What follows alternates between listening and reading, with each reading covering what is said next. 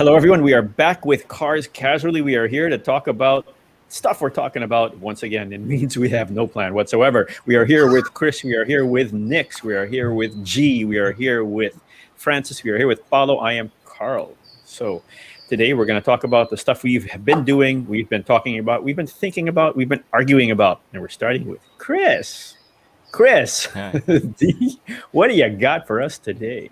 Hey guys, I'm here to talk about some of the cars that I've driven lately, and I was able to get my hands on the new Fortuner. This is the base model, the G variant, and it's really interesting because for once I can actually say that you're getting a lot of value. I like You're it. getting a lot of value for a base I woke model up. Fortuner. Wait. Um, Chris, I just need to hear you say it clearly. You're saying that. no, because I mean, Toyota has produced fantastic vehicles lately, right? But I mean, I think we can all agree that the base models have been a little underkitted, As in to say. base, really big bear. Yeah, I'm not they going to say that. the base. You're on your own on that one. You're out on a Okay, limb on all that right, one. I think Yeah, Toyota's okay. great. No one's No, backing me up here. Okay, okay. No. no, I cause agree. no, I agree. it's just surprising though, cause like few months ago in our cars casually, you always say that na Toyota underspecs their cars, especially Hmm. the lower No, variants. So the base model Yeah. yeah, cars. Just to be clear, the base model this cars Yeah, model, yeah, are yeah. very But the argument, bare. I wouldn't use the word under spec because they're exactly what that buying market wants, basically. Mhm. That's But true, then but That's then the essential. competition has been including more and more features with that's even correct. their Hmm. base model That's Yeah, variants, and Yep. okay. it took a while for Toyota to catch up. And I'm talking purely features wise, mechanically and build quality wise. Toyota has always been fantastic. yeah. Features wise, they've been a bit behind when it comes to the base models because the competitors have been including nice sound systems and safety systems with even the base model cars. Now, little by little, Toyota has been catching up. So they've been improving their safety features for one. We've seen that in the Vios where they have 7 airbags across the range. And now they've applied that philosophy to the Fortuner. So now with the Fortuner base model, the G variant, it's actually really impressive. It comes in at this is the automatic, so it comes in at 1.723, which I Hmm. think is a great price for something One in point this category. Yeah. Yep. It looks good. Considering you have compact SUVs that come in at that price, talking about like the the CRV, and its classmates, anything in that category. They come in at around that range. So for 1.723, you have the base Yeah. model Toyota Fortuner, Hmm. and it's interesting because now they come with okay, even the base model comes with Android Auto, Apple CarPlay. Yeah, Finally. finally, and it comes with a rear view camera, Hmm. which is something that I've always Finally. wanted from Toyota. Finally, Yeah. rear view camera even on their base model, and safety wise, they've got driver, front passenger, and knee airbags. So that's one, Three. two, three, Yeah. four, five. Huh? One, two, yeah, three. Sorry, three, Okay. three airbag, which is not bad at all, and then the brake assist, traction control. So Hmm. even the base model for tuner There you go. now has traction control. It has hill start assist. Yeah, so fantastic, and I was really impressed with it. So what you see here is how it looks on the outside. I will show you an interior shot. So it has fabric There you seats. go. Yeah. So it has fabric seats, and you can see it's got a nice touchscreen. It's actually a really responsive touchscreen. The steering wheel is urethane. It's not leather, but it's okay. It still feels great. It has audio controls. The the information cluster is also very legible. Um, yeah, very very clear, and the fuel economy is also pretty good. The one you see on screen is not the actual fuel economy because that has a lot of idling going on, and you get Yeah. the added stuff that the Fortuner always brings. I mean, it's great leg room, nice space, very usable third row, very spacious second row. Let me see if I can bring up a shot of the third So row. this one is the 2.4 liter. The diesel. Well, 2.4. this is the 2.4 liter. So the Fortuner is using a 2.4 liter engine all the way up to the V. So the G and V variant both use a 2.4 liter, which does 150 horsepower, which is still okay. I mean, I did not feel it was underpowered in any way. Of course, compared to the 200 horsepower offered by the Q and the LTD, which is the top of the line, you'll definitely appreciate that when you ride it. But for the 2.4 liter 150 horsepower, I don't have much to complain about. The torque was still very good. Power was very responsive throughout the range. I mean, it's a Toyota diesel, so there's never anything to complain about there. So yeah, this Fortuner this particular variant is a great value for money, and Entry I mean point. like as a this. complete package. Yeah. So yeah, I was very impressed. I was very impressed with this, and I'm glad that Toyota is finally listening to their To customers. Chris. To you. And it's actually it's got the important features in at the base model, which is what I love, and I hope they continue doing this. I hope they continue doing this for the future releases. There you go. How did it ride? It's improved, but it's still not bit- the best. Yeah. No, but it's not a the pickup best. truck. I mean, It's a Yeah. body on frame, so it's inherently Yeah. going to be like that compared Yeah. to a monocoque na SUV. Well, no, I'm not even comparing it to that. I'm just comparing it to other Oh, ladder okay. frame SUVs. Oh, okay. It's not I'm not complaining. It's not uncomfortable. It still offers a very comfortable ride, but in terms of if we're talking about the segment, there are other offerings that have a more comfortable ride. But this has Oh, always okay. been the Fortuner's. This has always been the Fortuner's Achilles. Yeah. Right. Yep. yeah, but Yeah. it's an Achilles that is going against. It's an Achilles of the top athlete in the Yes. site, Exactly. right? So Yeah. Exactly. Forgivable. So- forgivable. yeah. Yeah, and Right. they've improved a lot. Like this is the best riding Fortuner. Let's just put it that way. The best riding Same. Fortuner yet. Yeah, yeah. Cool. All right. So, does the Love Fest continue? Nix, what have you driven that you're going to be talking to us about? Okay, so I recently got to test drive the Vios XLE because I've driven the XE, if I'm not mistaken. Yeah, the XE, and soon I'll be getting the G also. But what I like about the XLE is it's right smack in the middle of the price range of the whole Vios lineup. So this is like the the actual middle variant, and I have to say, minus the fact it doesn't have Android Auto and Apple CarPlay, it's a well packaged Vios. Why?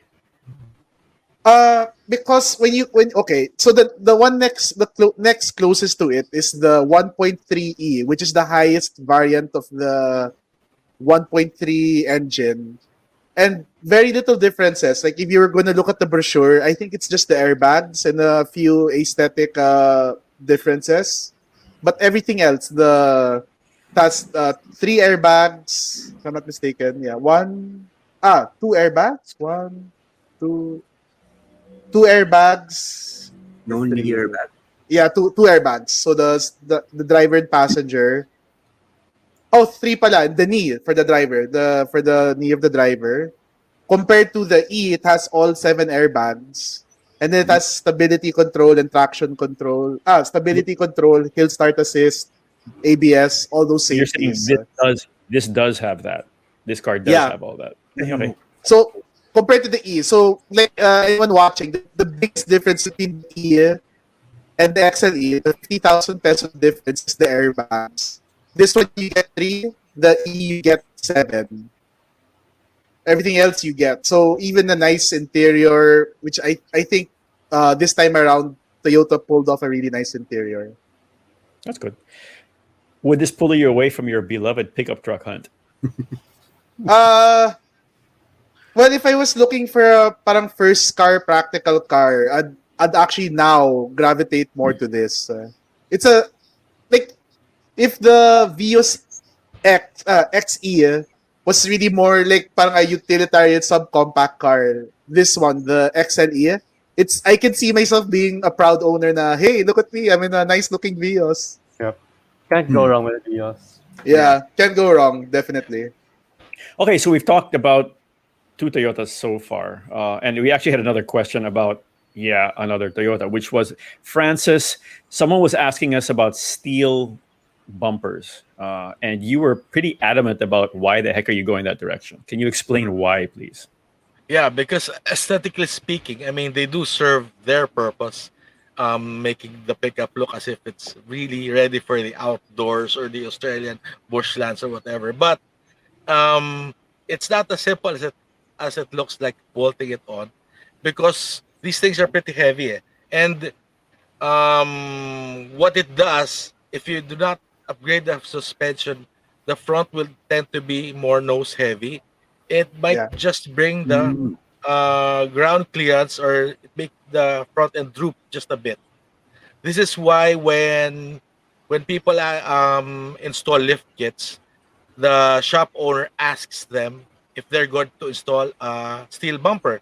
This is because they will give them a higher rated spring or a stiffer spring to compensate for the for the front end. The added weight on the front end. Yeah. What's the actual use of a steel bumper? Actually, it's there for a purpose.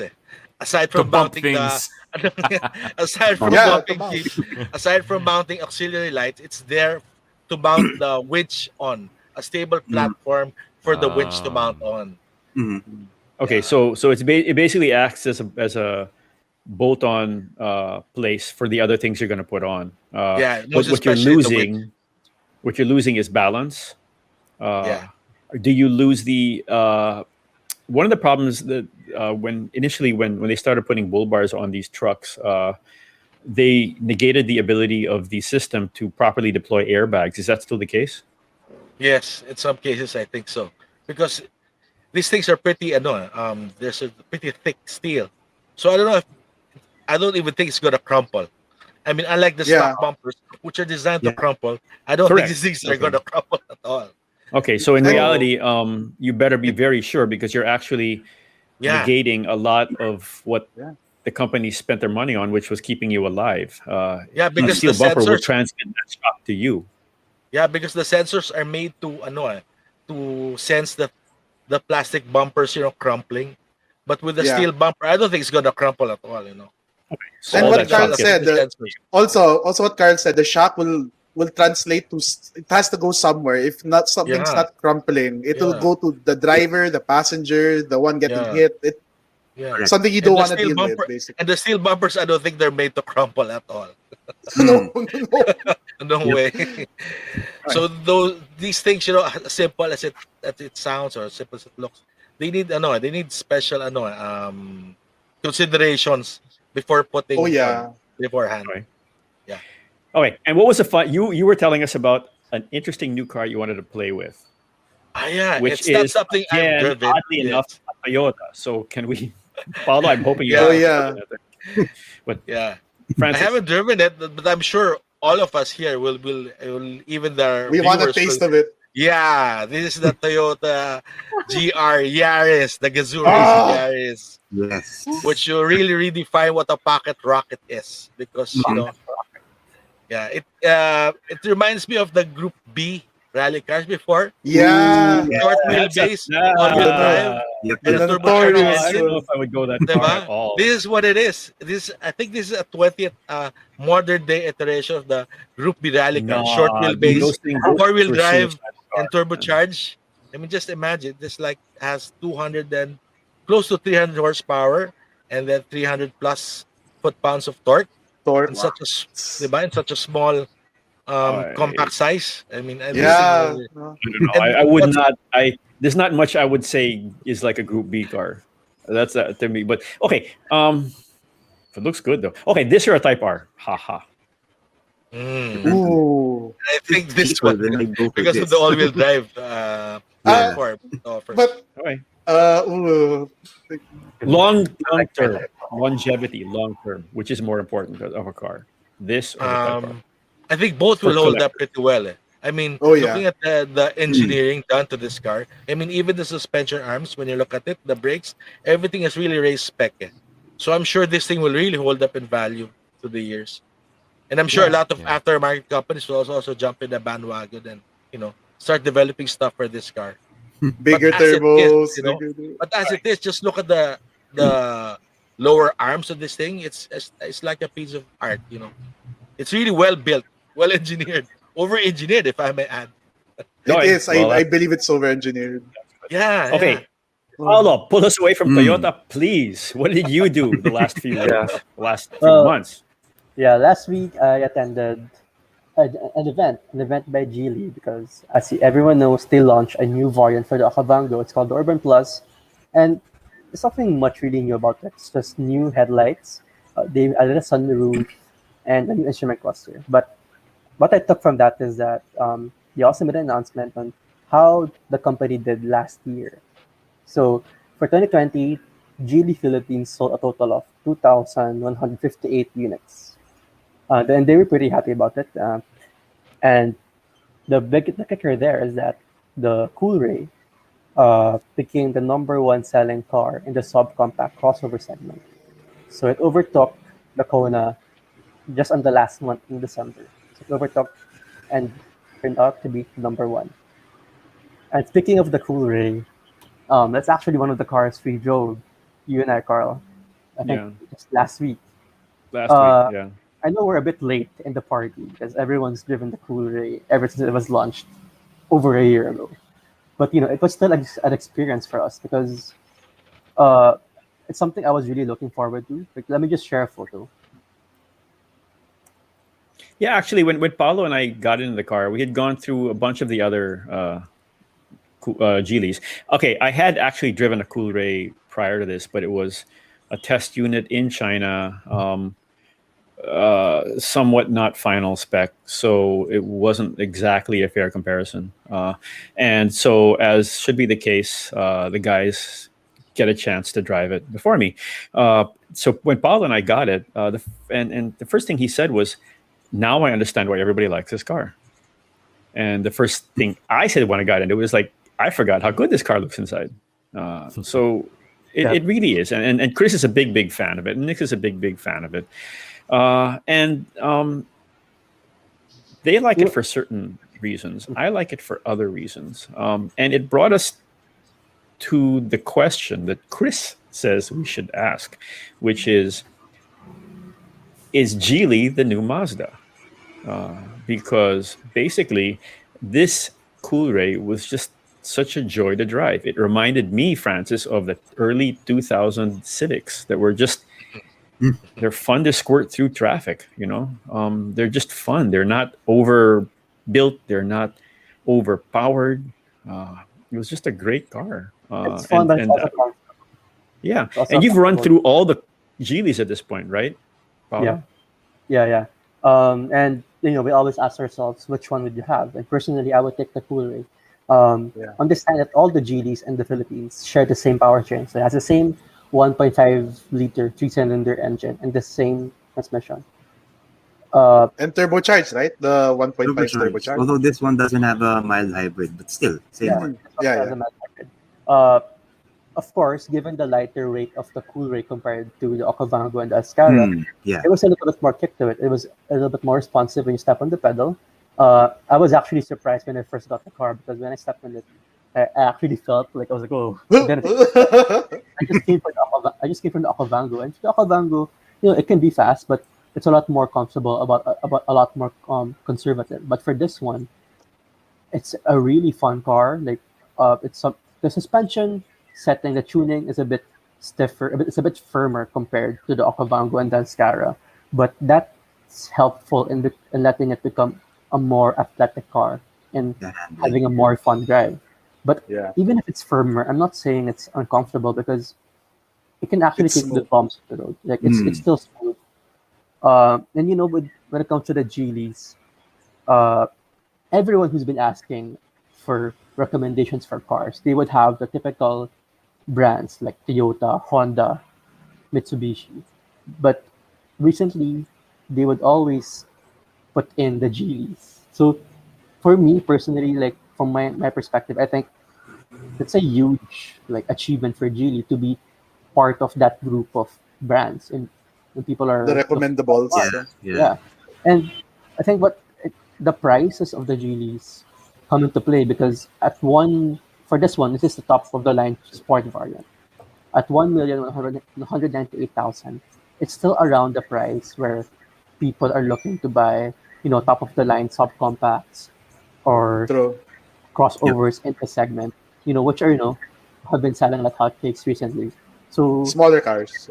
yeah, smaller cars, smaller crossovers, whether we're talking sedans or crossovers, uh, they price it really well. And when it comes to the equipment, especially the interior, uh, it's kind of hard. Geely is kind of hard to reach when it comes to other brands because you got the pleasant interior. For this one, you get leather bits on the dashboard, on the seats, on the sidings, and then you have the interesting. Uh, let me share. You have the interesting center console. So this material is not metallic, but it's actually plastic. Uh, if you touch it, yeah, it will feel like plastic. But when you look at it, it actually blends in really well with the shifter, with the Yeah. buttons. As you notice, there are no blank spaces on the buttons. All the spaces that are allowed for buttons, they actually have real buttons. So it's like a small In other thing, words, full but feature. yeah, It feels uh, complete, like a Yep. complete package kind of a car. Mm. indeed. And then it has, in terms of safety, it has front airbags, side, and curtain. So it has a good collection of airbags. It has electronic parking brake. It has a 10.25-inch infotainment system with QD-Link. If you're talking about a negative for the Coolray, and that's kind of mean nitpicking already, it doesn't have Apple CarPlay or Android Auto. Yeah, Uh, I'd say the same. yeah, but when I was talking to Geely about it, they mentioned that they've actually been pushing Geely China to put in those features in the car. So Geely Philippines is actually the one pushing uh, the Hopefully. global uh, office Did because they they say understand. that'd be a software update possible if they decide to Yeah, push that I asked idea? about that. Okay, yeah. They did Curious. mention that it might be a software update instead of you don't have to Yes. change the whole infotainment system. Yeah. So that's a good thing because I guess the local arm of Geely understands that the competitors they have those features, Apple CarPlay, Android Auto, and some people might say it's about the drive of the car and not really about infotainment. But at this day and age, you also need to consider that now, I especially agree. since you have more affordable cars with that feature. For example, Kia Stonic. Uh, so yeah, Okay. Well, one thing I did ask Paulo was like, would you get this? I mean, given your whole convert the world to Apple CarPlay thing, would you get this car without it? And he said yes. So, I would. No, no, no he's question. basically backing off of what he told me before. But anyway, okay. So let's It go to depends on the G. car. G, bring us to the world of exotics. Yeah. What's the big deal, and why are we so surprised why are we so surprised that Maserati made its own engine? Yes, because well, for those who know, Maserati hasn't made an engine in like what, 2 decades. They've been sourcing their Yes. stock from Ferrari. So now they've not only come up with their own engine, then but you could say it's cutting edge in the sense that it's called the twin combustion engine. It uses two spark plugs, a primary and a secondary. It has a pre and the main combustion chambers, and now port and fuel injection. I guess in layman's terms, this would mean you could say it has two engines in one. Like it will, because the thing with high performance engines is that they tend to bog down at lower speeds, and uh,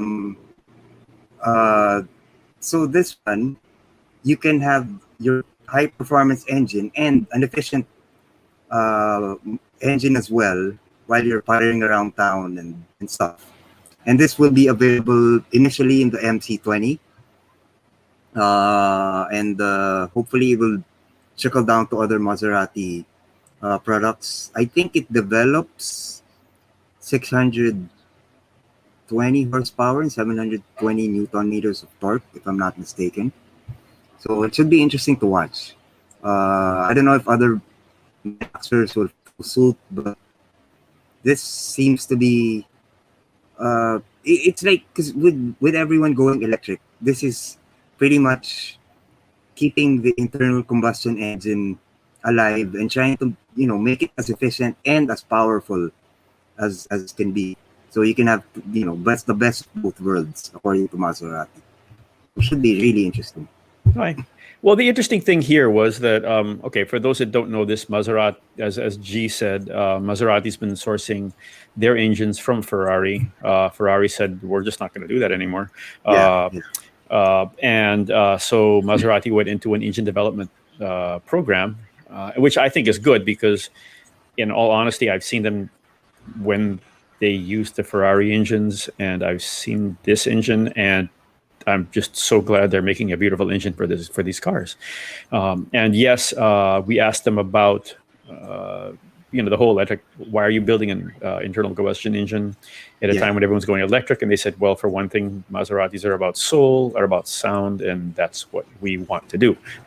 They will have electric engines, they will have hybrids, but this was made to be the statement engine, and it's great because we got to talk to engineers, young and old, within Maserati, and it's people don't always see this, but these guys are really excited when they talk about their technology and about their engine and about their development. They're very passionate about. It's really they're really excited, and they've actually said that the engineers rarely come out into the light. They actually have this. It's an Italian phrase they use.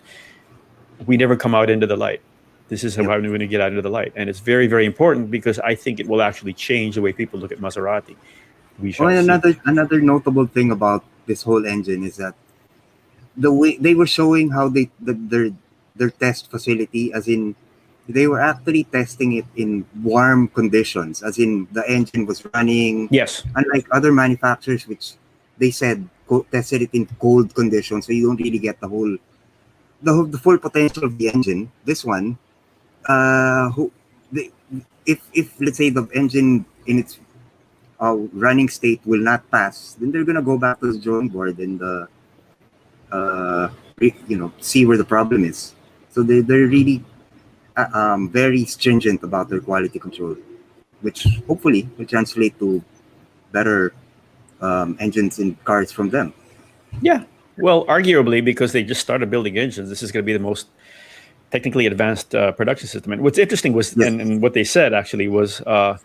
So they were going back into some of the old areas that were not used before, and they were poking around and said, "Oh my gosh, we found the old dyno. We really are building engines in exactly the same place they used to." So where they used to build engines before. Yeah, no, it was great.